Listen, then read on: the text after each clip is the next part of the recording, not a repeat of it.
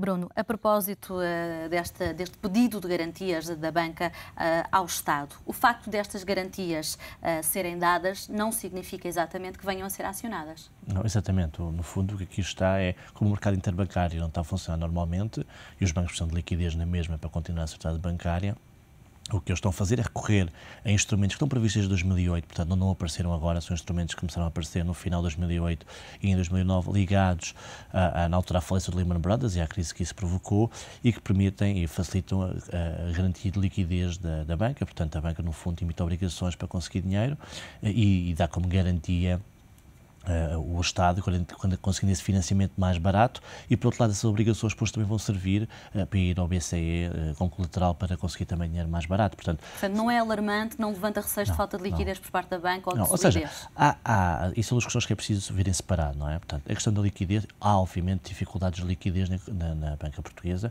como há desde 2008, e o facto, obviamente, da economia portuguesa ter aqui nesta situação, portanto, ter que recorrer à ajuda externa, não ajudaram. E, portanto, os bancos portugueses estão desde muito tempo fora daquilo que é chamado mercado interbancário. Não por culpa própria, primeiro por causa da crise e depois por causa da situação portuguesa. E, portanto, há aqui dificuldades de liquidez. Eles têm tentado resolver essa questão, primeiro com muito recurso ao BCE e agora também em complemento com este recurso, este tipo de instrumentos que sempre existiram. E, portanto, a questão da liquidez, há de facto uma dificuldade que está a tentar ser resolvida dessa forma. A questão da solidez é outra questão, é a questão dos rácios de capital. Aí a banca portuguesa sempre teve bons rácios de capital. Vítor Constâncio, na altura, no Banco de Portugal, mas vão ter que obedecer a novas exigências. Exatamente, pediu que subisse os rácios de capital para 8%, a banca cumpriu isso. Agora a Troika vai impor, na minha opinião, que é uma forma exagerada, mas vai impor a subida desses rácios para 10%. Na Irlanda a obrigação foi para 12%, só para termos aqui uma comparação, e isso obriga, de facto, é que os bancos estejam a fazer estes movimentos que estamos a assistir, que é ou vender ativos, ou fazer aumentos de capital, como fez o BCP, de forma a chegar a esses 10%. No limite, há uma outra linha de apoio, precisamente para a recapitalização, mas isso significa a entrada do Estado no capital de bancos privados e, portanto, como ouvimos Ricardo Salgado na peça, é a última coisa, obviamente, que os bancos privados querem, é terem o Estado lá dentro, porque isso, obviamente, é uma forma de perda de autonomia e de independência, tanto dos acionistas como da administração. E, portanto, eu acho que é a última situação que vai acontecer. Acho que todos os bancos portugueses vão tentar, a Caixa é um caso à parte, obviamente, mas todos os privados vão tentar cumprir as exigências da Troika em termos de capital, sem recorrer a esse fundo do Estado. O BPI já disse que vai conseguir, o BES está a tentar, o BCP fez este aumento de capital que correu bastante bem. E, portanto, eu acho que, se de facto há problemas de alguma forma a ter liquidez, e há essas dificuldades, eu acho que de solidez, neste momento, nos principais bancos portugueses não se coloca. Há aqui um movimento que estamos a assistir, que tem a ver com o cumprimento daquilo que são as exigências da troca, e, portanto, vai ter que acontecer. Mas, de alguma forma, esta emissão de obrigações com garantias do Estado pode trazer mais facilidade na concessão de crédito à economia? Eu acho que não se pode ler isso dessa forma, no sentido em que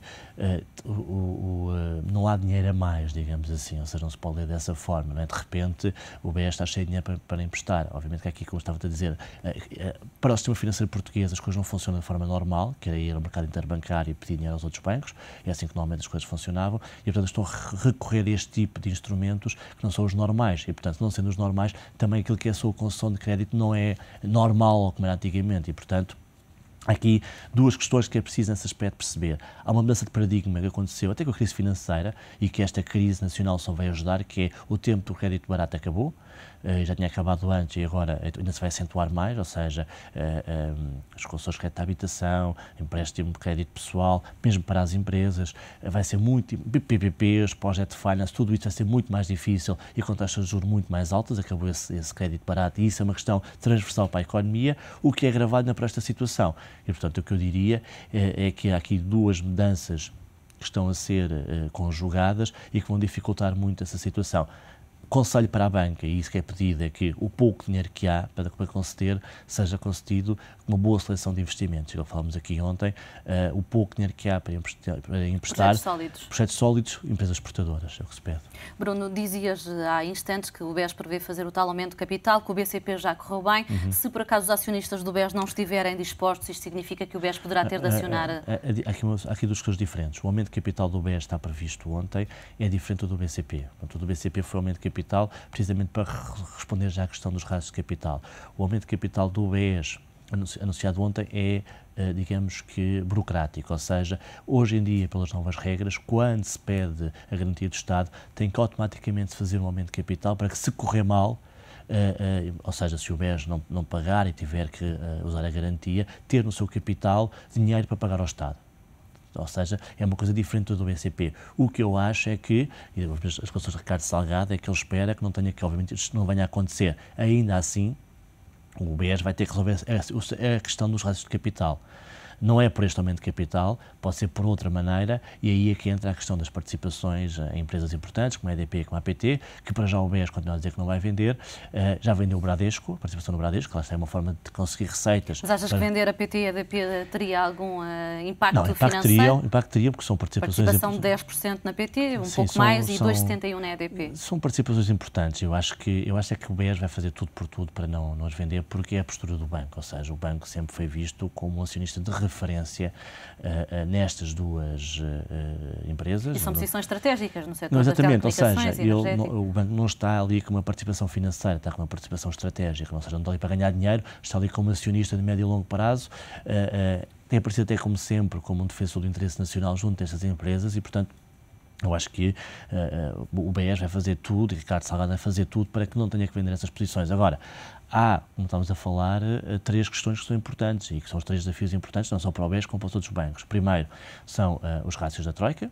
Segundo, os stress tests que vão ocorrer novamente, ou que estão a decorrer e vamos conhecer dados em junho, e é preciso recordar que o ano passado o banco teve piores resultados, foi precisamente o BES, nos resultados dos stress tests, e há os impactos, precisamente Basileia, das novas regras Basileia, também nos rácios de capital. E, portanto, em relação aos rácios de capital, Bruno, o BES tem um core capital de 8,92, portanto é perto dos 9 exigidos pela Troika. Mas a questão do BES é mais complicada, porque o BES, nesta questão dos stress tests, é sempre avaliado em várias maneiras, é avaliado pelo banco em si mesmo, mas também pela holding.